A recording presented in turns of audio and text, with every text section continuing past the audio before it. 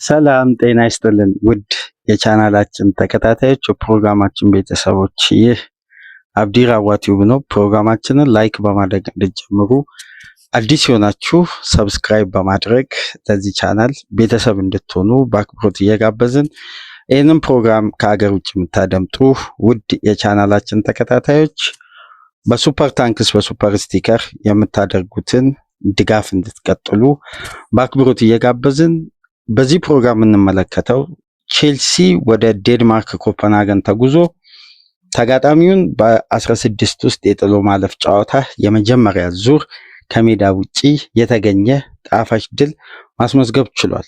የኤንዞ ማሬስካ ቼልሲ በሪስ ጀምስ እና በኤንዞ ፈርናንዴዝ አማካኝነት ባስቆጠሩት ሁለት ግብ 2-1 ከሜዳቸው ውጪ የመጀመሪያ ዙር ጨዋታ በፓርኪን አሳክተው መመለስ ችሏል። ቼልሲ ሁለቱንም ግቦች ማስቆጠር የቻለው ከረፍት በኋላ ሲሆን ከረፍት በፊት ስለነበረው እንቅስቃሴ፣ ከረፍት በኋላ የተቀየሩ ጉዳዮች እንዲሁም የኤንዞ ማሬስካ ቼልሲ ከ3 ወራት በኋላ ለመጀመሪያ ጊዜ ከሜዳ ውጪ በሁሉም ውድድሮች የመጀመሪያ ድሉን ማስመዝገብ ችሏል። በዚህ ጨዋታ ዙሪያ ዝርዝር ጉዳዮች እንመለከታለን። የዚህ ውድድር ተቀዳሚ ሰፊውን እድል ማግኘት የቻለው ቡድን ከመጀመሪያ ከግሩፕ ስቴጅ አንስቶ እስካሁን ድረስ ባለው ሁሉንም ጨዋታ አሸንፎ እንግዲህ በ100% ውጤታማነት እየተጓዘ የሚገኝ ብቸኛ ቡድን ቼልሲ ነው። ይህንን ተከትሎ በኮንፈረንስ ሊግ የዘንድሮ የውድድር ዓመት ሜይ ደብሊን ላይ በሚጠናቀቀው አየርላንድ የፍጻሜ ጨዋታ የኤንዞ ማሬስካ ቼልሲ በዛ ጨዋታ ነው እንግዲህ የሚጠበቀው፣ በዛ ደረጃ ነው ቡድኑ ከፍ ባለ ሁኔታ ይህን ውድድር ያሸንፋል ተብሎ አብዛኛውን ግምት ማግኘት የቻለው። እንደ ኦፕታ ሱፐርማሽን ግምት ከሆነ በሶስቱ ትላልቅ የዩኤፋ አማካኝነት የሚዘጋጁ የሻምፒየንስ ሊግ፣ ዩሮፓ ሊግ እና ኮንፈረንስ ሊግ ውድድሮች እንደ ቼልሲ ከፍተኛ ግምት ያገኘ የውድድር ተካፋይ ክለብ የለም። ነገር ግን ይሄ ድል እንደተመዘገበ ከትንሽ ሰዓታት በኋላ ዩኤፋ ያወጣው አንድ ትልቅ ዝርዝር ጉዳይ አለ። ቼልሲ ከየትኛውም ስብስብ በላይ በ2024 በከፍተኛ ኢንቨስትመንት የተገነባ ከ1.3 ቢሊዮን ፓውንድ በላይ ኢንቨስት የተደረገበት ስብስብና ትልቁ የዝውውር ክፍያ ወጥቶባቸው የተገነባ ቡድን በዩኤፋ ፋይናንሻል ፌር ፕሌይ ሕግ ጥናት ተደርጎ በወጣ መረጃ ከሆነ ዩኤፋ የራሱን ዝርዝር ይፋ ሲያደርግ በአምስቱ ትላልቅ ሊጎች በሁሉም በዩኤፋ ስር ከሚተዳደሩ ሊጎች ጨምሮ እንደ ቼልሲ ከፍተኛ ገንዘብ ኢንቨስት የተደረገበት የቡድን ስብስብ የለም። በአንደኝነት የተቀመጠው ቡድን ቼልሲ ነው፣ 1.3 ቢሊዮን ፓውንድ የወጣበት።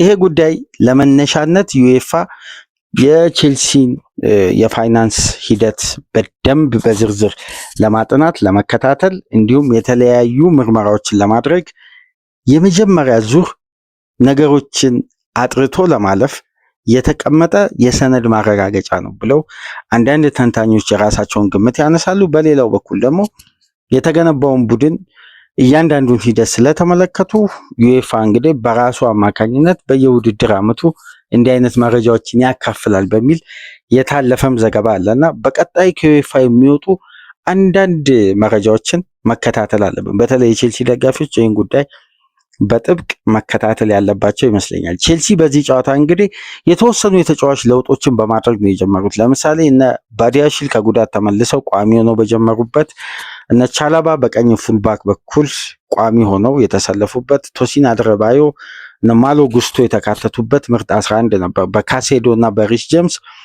ጆርጅ ፓልመር እና ድሪፕሲ ሃል ከፊት መስመር በኩል መዩካ በማሰለፍ ነው ቼልሲዎች የመጀመሪያ ምርጥ 11ቸውን መለየት የቻሉት።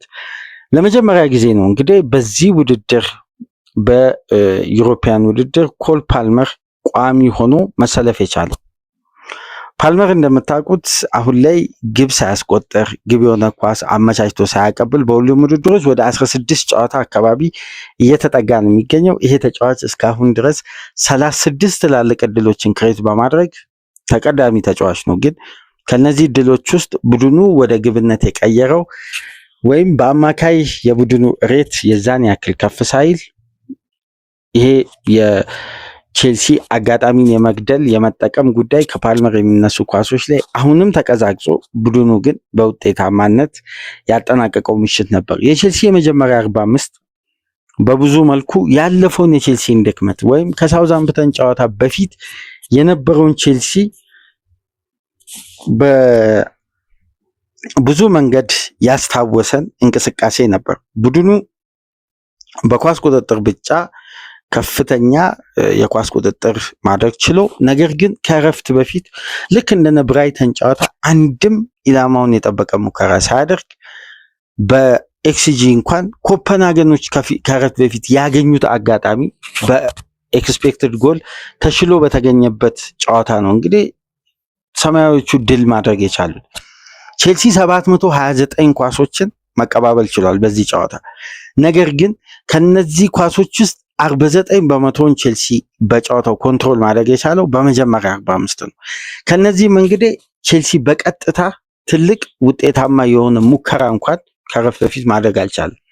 ይሄ እንቅስቃሴ እንግዲህ በቼልሲ ቤት ባለፉት ጊዜያት ሲደጋገም አንድ ነጥቦችን ስናነሳ ነበር። በተለይ ተደጋጋሚ የቼልሲ እንቅስቃሴና ፍሎ ቡድን ውስጥ የሚስተዋለው ያጫወት መንገድ በተደጋጋሚ አንደኛ ለተጋጣሚ የተረጋጋ የመከላከል አደረጃጀት እንዲይዝ፣ በሁለተኛ ደረጃ ደግሞ ቼልሲ በመጀመሪያ ዙር አስደናቂ ፉክክርን ከመሪዎች ጋር በሚያደርግበት ወቅት የሚያሳየውን ባህሪ ቀይሮ ፖሴሽን ቤዝድ ሆኖ ተጋጣሚ ደግሞ ለቼልሲ ኳሱን በመተው በጥሩ ሚድ ብሎክ እና ሎው ብሎክ ቼልሲን ለማስቆም የሚጥርበት መንገድ ውጤታማ ሲያደርጋቸው እየተመለከትን ነው።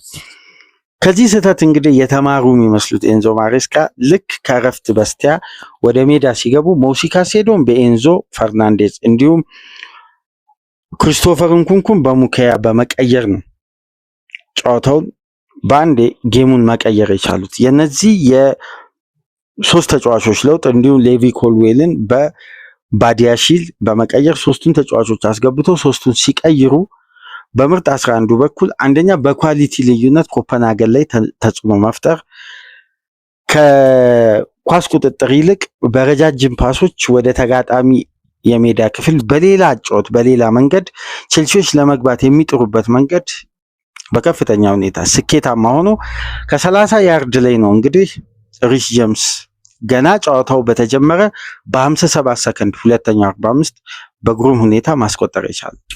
ጨዋታው ቀጠለ። የቼልሲ ማጥቃት ከፍተኛ ቁጥር ያለውን የኳስ ቁጥጥር ብልጫ መውሰድ፣ ተደጋጋሚ ሙከራ ማድረግ የቀጠለው የኤንዞ ማሬስካ ቡድን 65ኛ ደቂቃ ላይ በድጋሚ ተቀይሮ የገባው ኤንዞ ፈርናንዴዝ የጨዋታው ልዩነት የነበረው ተጫዋች ሁለተኛዋን ግብ አስቆጠረ። በሁሉም ውድድር ለቼልሲ 5ኛ ግቡን ነው ይሄ ተጫዋች ማስቆጠር የቻለው።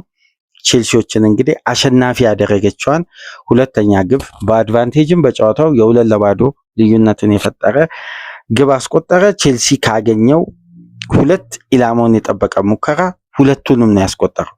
ቼልሲም ኮፐንሃገንም እኩል 5 ሙከራዎችን ያደረጉት፣ ሁለቱም ተመሳሳይ 2 ኢላማቸውን የጠበቁ ሙከራዎች ነው ያደረጉት። ነገር ግን ቼልሲዎች ሁለቱንም ኢላማቸውን የጠበቁ ሙከራዎችን ወደ ግብ በመቀየር በአስደናቂ ሁኔታ ማሸነፍ ችሏል።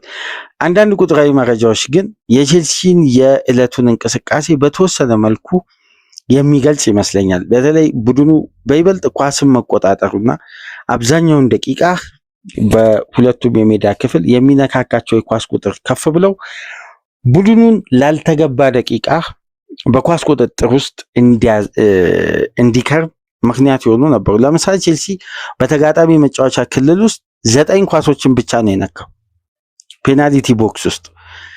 ልክ የብራይተኑ ጨዋታ አይነት ቼልሲ ተደጋጋሚ የጨዋታ እንቅስቃሴ ሲያደርግ ነበር። በብራይተኑ ጨዋታ 286 የተሳኩ ፓሶችን ማድረግ ችሏል። ፋይናል ሰርድ ላይ በፕሪሚየር ሊጉ ብቸኛ ክለብ አድርጎታል። አርሴናልን እንኳን በጎዶሎ ማንቸስተር ሲቲ አቻ በተለያዩበት ጨዋታ 287 ነው የተሳኩ ፓሶችን። ቼልሲ ግን 288 የተሳኩ ፓሶችን አድርጓል። ነገር ግን አንድም ኢላማውን የጠበቀ ሙከራ ማድረግ አልቻለም ነበር። በተመሳሳይ ቼልሲዎች በዚህ ጨዋታ 720 ፓስ አድርገው 665ቱ በስኬት ሲጠናቀቅ ወደ ፋይናል ሰርድ ለመግባት ፎርዋርድ ፓስ የነበረው ከ665 ፓሶች ውስጥ 173ቱ ነው። ይሄ ጉዳይ ደግሞ በቼልሲ ቤት በተለምዶ በቅርብ ጊዜያት እየተፈጠሩ ላሉት ክፍተቶች ሰፊው ማብራሪያ የሚሰጥ ይሄ ክፍተት ደግሞ በቼልሲ ቤት ምናልባት ቡድኑን ወደ አንዳንድ የጌም ፕላኖችን መልሶ ማሻሻል ያለበት በተለይ ቀጣይ ጨዋታ ለቼልሲ መረጋጋትን የሚፈጥር ተጨማሪ አንድ ሳምንትን በተረጋጋ ሁኔታ የሚያሳልፍበትን ፊክቸር ነው በቀጣይ ሳምንት ከሌስተር ጋር የሚያደርገውና ይህንን ተከትሎ የኤንዞ ማሬስካ ቡድን የቀድሞውን አጫወት የቀድሞውን ቅርጽ መልሶ የሚያገኝበት ሌላ አጋጣሚ ነው። ለምሳሌ ያለፈው ሳምንት ሳውዛምፕተን አሸነፈ። አሁን ኮፐንሃገንን፣ በቀጣይ ሌስተርን ወራጅ ቀጠና ላይ ያለውን በስታንፎርድ ብሪጅ የሚገጥሙትና ቡድኑ ተረጋግቶ ወደ ራሱ ቅርጽ ለማምጣት በቂ የማሰቢያ የሶስት ጨዋታ ጊዜ አግኝተዋል። ሁለቱም በአድቫንቴጅ በድል መመለስ ችሏል። ነገር ግን አሁንም የወትሮውን ቼልሲ ለመመለስ ከፖዚሽን ቤዝዱ የዚህን ያክል ከፍተኛ ቁጥር ከሆነ ተጋጣሚ በተረጋጋ ሁኔታ የራሱን ያጫወት መንገድ ወይም ቼልሲን ለማሸነፍ ነጥብ ለማስጣል የሚደራጅበት የመጀመሪያ የማከላከል ስቴጅን በጥንቃቄ እንዲያከናውን ክፍተት የሚፈጥር ነውና እንደዚህ አይነት ጉዳዮች እንግዲህ በኤንዞ ማሬስካ በኩል ድጋሚ ሊከለስ የሚገባ ክፍተት ነው። በተጨማሪም ቡድኑ በረጃጅም ኳሶች 30 ኳስ ነው ማድረግ የቻለው። ከነዚህም ውስጥ እንግዲህ 81 በመቶ ስኬታማ ሆኗል። ነገር ግን በጨዋታው በረጃጅም ኳሶች ስኬታማ የነበረው ቡድን ኮፐንሃገን ነው 31 የተሳኩ ረጃጅም ፓሶችን ሲያደርጉ የነበሩት። ፋይናል ሰርድ ላይ የተሳኩ ፕሮግሬሲቭ ፓስ በማድረግ ቼልሲዎች 109 ፓስ አድርጓል። ከ109 ፓስ ፕሮግሬሲቭ ፓስ ውስጥ ከ288 ስኬታማ የፋይናል ሰርድ እንቅስቃሴ የተገኙ ናቸው። ከዚህም ነው እንግዲህ ቼልሲ የተጣራ ሁለት ኢላማውን የጠበቀ ሙከራ ማድረግ የቻለው። ይሄ ምናልባት ለኤንዞ ማሬስካ ከባድ ፈተና በቀጣይ ጨዋታዎች ሊሆን ይችላል። በአጠቃላይ ግን በዩኤፋ ኮንፈረንስ ሊግ ከተመሰረተበት ጊዜ አንስቶ ይሄ ውድድር መካሄድ ከጀመረበት ጊዜ አንስቶ በሁለት ክለቦች ከ500 በላይ ኳሶችን የነኩበት ብቸኛ ጨዋታ ተደርጎ ተመዝግቧል። ኮፐንሃገን 536 ኳሶችን ሲነኩ ቼልሲዎች 835። ከዚህ ውስጥም ቼልሲ ወደ 720 የሚጠጉ ኳሶችን ፓስ ሲያደርግ 665ቱን በስኬት አጠናቋል። ኮፐንሃገን 424 ፓሶችን አድርጎ 373ቱን በስኬት አጠናቋል ማለት ነው። ሁለቱም ቡድኖች ኳስን ለመቆጣጠር ይጥራሉ። የቼልሲ ግን አንደኛ በጥራትም ሁለተኛ ከዚህ ቀደም በዚህ አይነት አጫወት ቅርጽ አሰልጣኙ ቡድኑን ለመገንባት ስላሰቡ እንደነዚህ አይነት ቁጥሮችን ለማስመዝገብ ቡድኑ የሚቸገር አይነት አይደለምና በተሻለ ሁኔታ ነው ቼልሲዎች ከአንዳንድ ክፍተቶች ውጪ ይሄን ጨዋታ አሸንፈው መመለስ የቻሉት። ነገር ግን ቼልሲ 79ኛ ደቂቃ ላይ በማሪዮ ሎፔዝ አማካኝነት ግብ ከተቆጠረበት በኋላ በኮፐንሃገን ወደ ጨዋታው የተመለሱበትን ግብ ካስቆጠሩ በኋላ የመጨረሻ 10 ደቂቃ ቡድኑ ከፍተኛ ውጥረት ውስጥና ጫና ውስጥ ይሄ አለመረጋጋት ውስጥ ገብቶ ነበር። በተደጋጋሚ ተመሳሳይ አይነት ስህተቶችን ቡድኑ ይሰራ ነበር። ከዚህ ቀደም በፉላም የተፈጠረው አይነት ክፍተት በተለያዩ ክለቦች የመጨረሻ 15 ደቂቃ ቡድኑ ከ75 ደቂቃ በኋላ በዘንድሮ የውድድር ዓመት እንደምታውቁት ከ1 እስከ 10 የሚገኙ ቡድን ውስጥ ከፍተኛ ቁጥር ያለውን ግብ እንዳስተናገደ ይታወቃልና ይህንን ተከትሎ እንዲህ አይነት ክፍተቶች ሲስተዋሉ ነበርና ባለመረጋጋት ውስጥ ሆኖ አንዳንድ ሁኔታዎችን አንዳንድ እንቅስቃሴዎችን ሲደገብር ነበር። ነገር ግን ቼልሲ ከዚህ ጨዋታ አንድ አሳሳቢ ጉዳይ አስተናግዶ ነው ጨዋታውን ያጠናቀቀው። ከረፍት በፊት ማሎ ጉስቶ ጉዳት አጋጥሞ ተቀይሮ ወጥቷል። በቼልሲ ቤት እንግዲህ የተወሰኑ ተጫዋቾች ከኢንተርናሽናል ብሬክ በኋላ ይመለሳሉ። በቀጣይ ከሌስተር ጨዋታ በኋላ በተለይ ለአርሴናሉ ጨዋታ የተወሰኑ ተጫዋቾች ይመለሳሉ የሚል ተስፋ ነበር። እነዛ ተጫዋቾች በተናጥል በጥሩ ሁኔታ እያገገሙ ነው የሚገኙት። እነዛን ተጫዋቾች ቼልሲ በድጋሚ አግኝቶ መገልገል ሳይጀምር እንደገና ሌላ ጉዳት ነው እንግዲህ ማሎ ጉስቶ ከረፍት በፊት ተጎድቶባቸው ከኤንዞ ማሬስካ 25ኛ ደቂቃ ላይ በኩክሬያ አማካኝነት ተቀይሮ ይወጣል። ይሄ ከዚህ ጨዋታ ቼልሲ በበጎ በኩል በቼልሲ የማይነሳው ነጥብ የማሎ ጉስቶ ጉዳት ነው።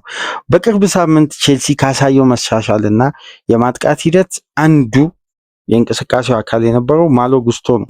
በዘንድሮ የውድድር ዓመት የቼልሲ አስደናቂ አጀማመር ውስጥ የዚህ ተጫዋች የኢንቨርትድ ፉልባክ አጫወት ምን ያክል ተጽዕኖ እንደነበረው እነ ሮሚዮ ላቪያን፣ ሞሲ ካሴዶን፣ ኤንዞ ፈርናንዴዝን እያገዘ አራተኛም ሶስተኛም አማካይ የሆነ ወደ መሀል እየገባ ቡድኑን ምን ያክል ሲረዳ እንደነበር በወቅቱ ስናነሳ ነበር እና ከተወሰነ ጊዜ በኋላ የጉስቶ መቀዛቀዝ በቼልሲ የማጥቃት እንቅስቃሴ ላይ የራሱ የሆነ ጫና እንደነበረው ሲጠቀስ ነበርና የተጫዋች እንግዲህ በድጋሚ ሌላ ጉዳት አጋጥሞት እንግዲህ ተቀይሮ ወጥቷል። ጉዳቱ ለምን ያክል ጊዜ እንደሚያቆየው ጉዳቱ ጠንካራ ይሁን አይሁን አሰልጣኙ እስካሁን ከሕክምና ባለሙያዎች ምንም አይነት ኢንፎርሜሽን አላገኙም። በለንደን ሰፋ ያለ ምርመራ ይደረግለታል የሚል ጥቆማ ነው አሰልጣኙ ከጨዋታው በኋላ መስጠት የቻሉ። ቼልሲ እንግዲህ በቀጣይ ኮፐንሃገንን በሜዳው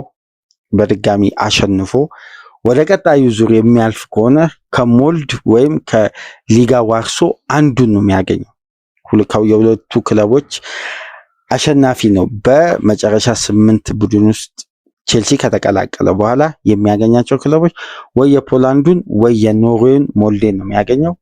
ቼልሲ እንግዲህ በኮንፈረንስ ሊግ እስከ ፍጻሜ ድረስ ሊጓዝ እንደሚችል ከመጀመሪያ በዚህ ውድድር ያለው የቼልሲ ስታንዳርድ ያለው የስብስብ ጥራት በሁለተኛ ቡድን እየተጫወቱበት ነው። ይህን ውድድር ሲባል እንኳን በሌሎች ክለቦች ቋሚ ሊሆኑ የሚችሉ ተጫዋቾችን ነበር ኤንዞ ማሬስካ በምድብ ጨዋታዎች ሲጠቀሙ የነበሩት። አንዳንድ ተጫዋቾች ከህመምም ከብቃትም እንዲያገግሙበት ሲጠቀሙት ነበር ይህን ውድድር። አሁን እንግዲህ ቼልሲዎች እስካሁን ድረስ ታይቶ በማይታወቅ ደረጃ በአማካይ በዩኤፋ ውድድር 4.9 ግቦችን በአማካይ እያስቆጠረ የመጣ በዚህ ውድድር ከፍተኛ ቁጥር ያለውን እስከ ምድብ ጨዋታ ድረስ እንኳን 32 ግብ አስቆጥሮ ነው ቼልሲ በምድቡ መሪ ሆኖ ማለፍ የቻለው። ከፍተኛ ቁጥር ያለውን ግብ ያስቆጥራል።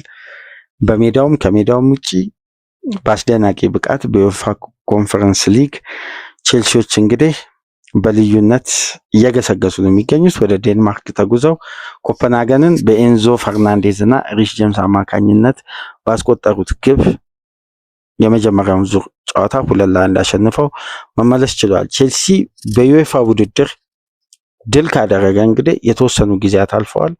በ2021 ነው በቶማስ ቱኸል እየሰለጠነ ቡድኑ የዩኤፋ ቻምፒየንስ ሊግ ዋንጫን ማሳካት የቻለው። ዘንድሮ እንግዲህ የኮንፈረንስ ሊግ ወደ ቼልሲ ድል ያዘነበለ ይመስላል። በቀጣይ እንግዲህ ቡድኑ እሁድ ከሌስተር ጋር በሚያደርገው ጨዋታ ደግሞ ቅድመ ጨዋታ ግምገማ አድርገን ወደ እናንተ በድጋሚ የምንመጣ ነው የሚሆነው። ፕሮግራማችንን ላይክ አድርጉ።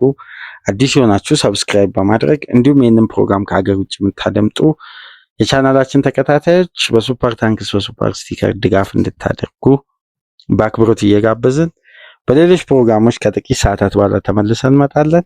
ሰላም ቆዩ።